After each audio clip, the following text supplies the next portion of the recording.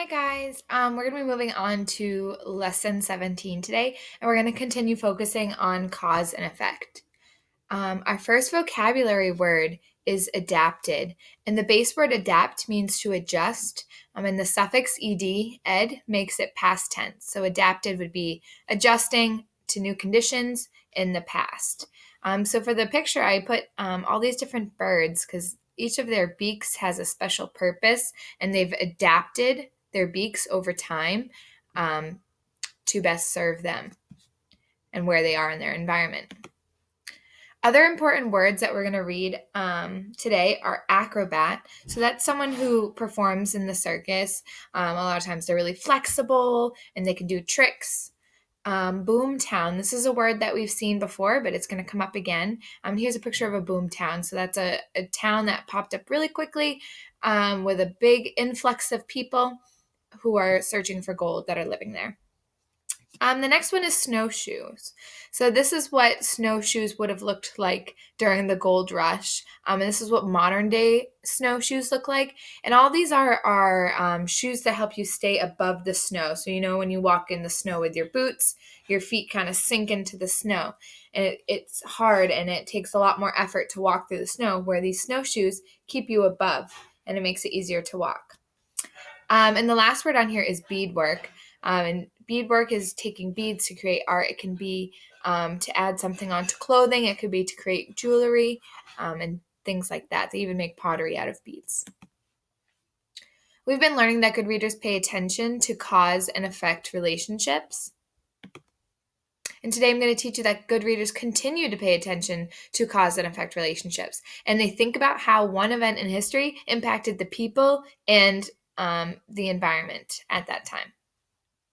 So one thing happens, a cause creates many effects. So the cause is the gold rush, and it had many effects on both the people and the environment. So last time we met, we created a list of effects on the people and on the environment. So we're going to continue doing that today. We're going to add on to our list. So today, as I read, I want you to continue to think about how the gold rush caused the Yukon Territory to change. So what was the effect of the gold rush on the Yukon Territory? Focusing on the people that live there and the actual environment itself. Okay?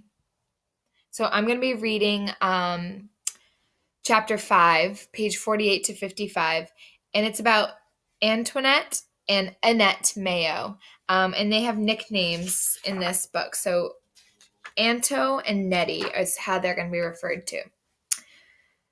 And this is the picture from the cover, from the chapter title. Anto and Nettie hid behind their fancy pillows on the couch in the corner, watching the beautiful ladies in elegant dresses. The twins were only 5, but they would always remember the winter of 1898 and 1899, when the great riverboats were trapped in the ice of the Yukon River. Thousands of Klondike gold seekers from all over the world were stranded in the town of Rampart. The newcomers spent the winter in the newly built restaurants and saloons, gambling and drinking. Among the stampeders were Wyatt Earp and beautiful wife Josie, who was a frequent visitor at the Mayo home. The twins watched as their mother, Margaret, made Jose Earp and a beautiful white fur parka. The twins were born in 1894, and the next two youngest in the large family of 12. Their mother was the daughter of an Athabascan Indian chief and Nukulet, an important trading site where Tanana and Yukon rivers met. Every year, Yokuan, Gwich'in, Tanana, Ingalik, Athabascan Indians came to Nukulet from up and down the rivers for a great trading festival.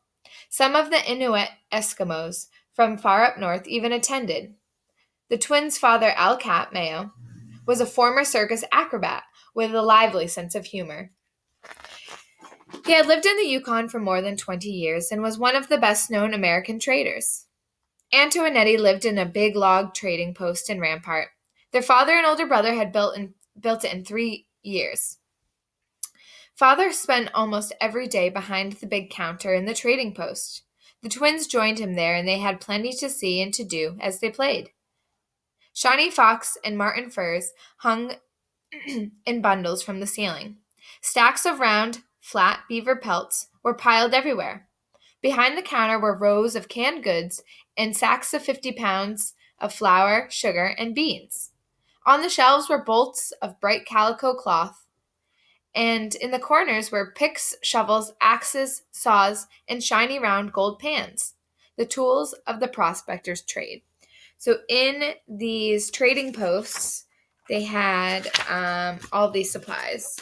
So this is on a different page, but this is a great, let's see if we can get it, image of the trading post. You can see all the cans stacked up above like they were saying. It doesn't look too different from some of the different types of stores we have today.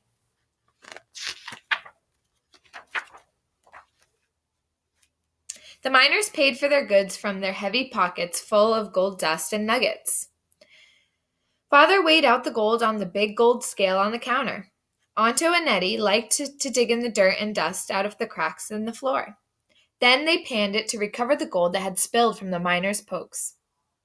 So they had, in these trading posts, they would pay with actual gold instead of money. So they had like this big scale to weigh the gold, and as they were weighing all the gold all the time, it would little dusts and pellets and little pieces would fall off onto the ground, and the twin girls would dig in the cracks and try to pull out all the little gold pieces.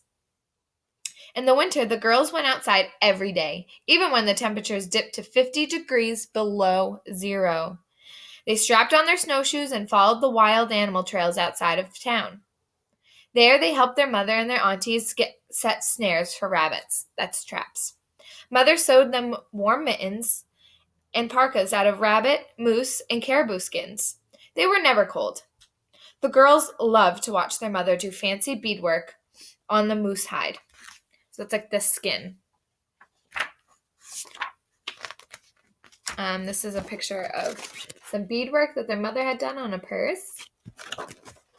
And you can tell they put the moose there because we're talking about moose hide. She made and decorated moccasins, parkas, and vests for the family, and beautiful pillows to sell. And she always gave the twins a small piece to practice on. In the summer, the girls helped their mother and the other women set nets in the Yukon River to catch salmon. Later, they cut up the fish and hung the strips on racks to dry, so they would have food for the winter. They also kept a fire burning beneath the drying racks to make delicious smoked fish.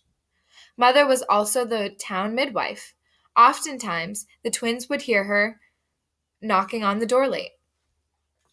Would hear a knock on the door late. So the mom, she did all this beading, and she was also a midwife, which means she would help deliver babies because they didn't have hospitals. Then their mother would leave the house to help deliver a new baby, or a nurse, or a sick person. In 1910, the U.S. government built a school in Rampart. Now Anto and Nettie would not have to leave their parents to attend a boarding school outside, as their older brothers and sisters had. They could go to high school in their own town. Anto and Nettie grew up to raise families of their own. From a small settlement in the wilderness, Rampart had become one of the most thriving towns during the gold rush. The twins and their Athabascan people adapted to the new civilization. There's our word, adapted. Brought by the gold rush, with its schools, stores, riverboats, and government. Today, their grandchildren and great-grandchildren live in Fairbanks and the interior of Alaska. So that's a great story of natives who were able to adapt to the gold rush and make it work for them. So because they were so successful, the kids were able to go to school and the boomtown continued to grow. They also had a successful trading post, which is really cool. And then here's a picture of more of their mother's native beading work on a jacket and on a pillow, which she was able to sell. All right. So some of the effects that it had on the people, when we were talking last time, a lot of these were negative, right? That a lot of people weren't allowed to do the jobs that they wanted. Trees were cut down. There was conflict between the white people and the natives. This story in the anthology gave us a different perspective and a different type of story. It actually sounded like Antoinetti had a very positive experience in the boomtown. So as I was reading, the effect of the gold rush the effect of the gold rush in the Yukon Territory was that for people, they adapted to the new civilization. In the environment, fishing and hunting were important for food. So that's why the girls were always wearing their snowshoes and going outside. Today and every day you read, I want you to pay attention to the cause and effect relationships within stories. For this video today, I'd like you to comment with a sentence, okay? And in that sentence, I want you to use one of the new words you learned today. It could be from this list here. It could be this word. Or it could be any other word you heard me saying, okay? So acrobat, boomtown, snowshoe, beadwork, these are 4 great options. And I want them used in a sentence. So comment with a sentence using one of those words, okay? Reach out to me if you guys need anything. Tomorrow we'll be doing a Zoom call. I think we're going to play Jeopardy again because that was so fun. So remind anyone that you end up talking to tomorrow at 10. I'll see you guys later. Bye.